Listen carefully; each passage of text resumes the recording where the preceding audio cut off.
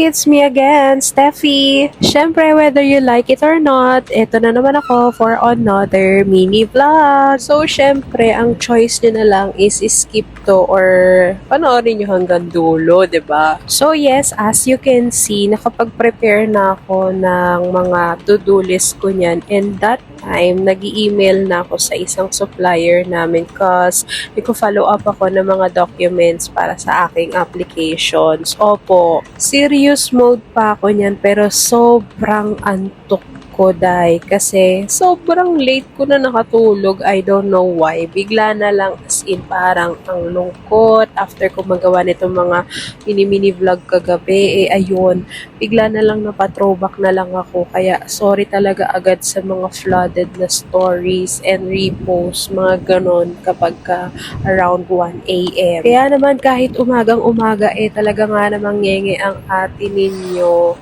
Actually, kaya ako nagko-prepare niyan dahil meron din ako meeting ng Wednesday and it's around 3 p.m. So, every week, dalawang meeting yon. Every Monday, 12 p.m. and then every Wednesday, 3 p.m. So, since wala ngang lunch na dala si Ma'am Ruby, nag-lunch kami sa labas and dun kami kumain sa Stubborn Cafe. Then, itong part naman na to is malapit na mag-uwian yan. Actually, dun ko nararamdaman yung sobrang lamig ng aircon dito sa office pag mga ganitong pahapon. Kaya naman, excuse na lang sa aking malakoke na itsura dyan kasi, ayan, talagang nilalamig ako and syempre, sound trip na rin. And ako lang ba yung sobrang mas nagka-function or mas nagiging productive kapag may music? Comment nyo naman sa baba, oh. Basta lagi ko yan sinasabi and I think my work besties would agree na kapag they see me working on a serious mode with my earpods on, talaga nga naman yun ang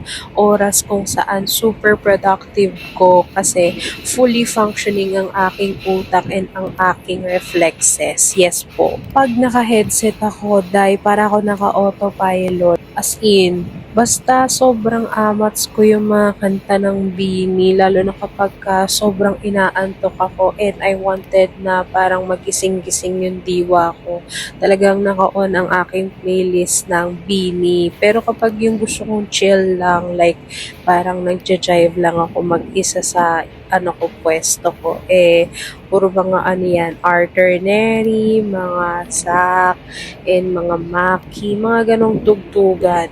Tapos kapag mga hapon-hapon yan, ang mga tugtugan ko kung hindi Hillsong is yung mga pang-oldies. Like yung mga old songs na ang gaganda lang ng mga meaning ng mga kanta mismo. Parang ganun siya, ha. Well, kung sa age, yes, hindi ko na itatanggi yan. Basta ganun yung mga ko. Pero nakikinig din ako ng iba't ibang genre, kasi yan, gaano din ako ng mga rap, like nila Bloji, Ska Stockley, mga ganyang tugtugan.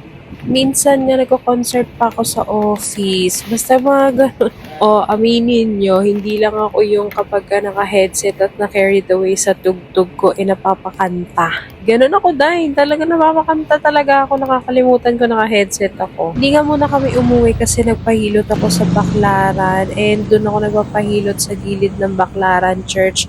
Basta yung malapit sa Saucy Wings na store, doon ako nagpupunta. And ayan yun, yung spot na yun. Unexpectedly, nakapag-plane spotting pa nga dahil na traffic dito sa East Service Road. Syempre, kung nakaabot kayo dito sa part na to, I would like to say thank you and see you on my next one. Bye-bye!